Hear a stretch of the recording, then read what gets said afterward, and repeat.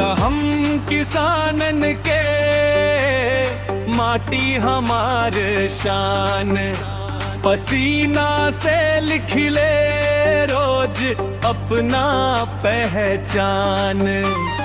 धूप हो के चाहे बरखा ना डरब तूफान से, देश के अन्नदाता पानी गर्व बा किसान से, गर्व बा किसान से।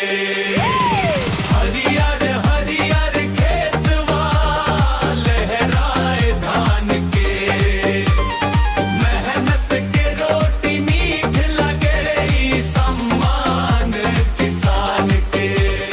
भोर भइले उठ जानी लेके नई उमंग, धरती माई के गोदी में गूंजे खुशियन के रंग, गूंजे खुशियन के रंग।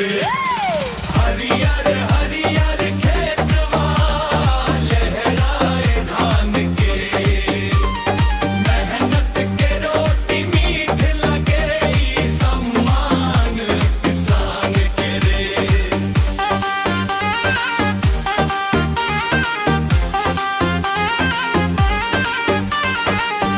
माई बाबू के सपना पूरा करी हम आज, मेहनत से बदली दुनिया ई बाप नाराज। जय जवान जय किसान गूंजे हर गाँव नगर, बेटा हम किसानन के माथे तिरंगा मर,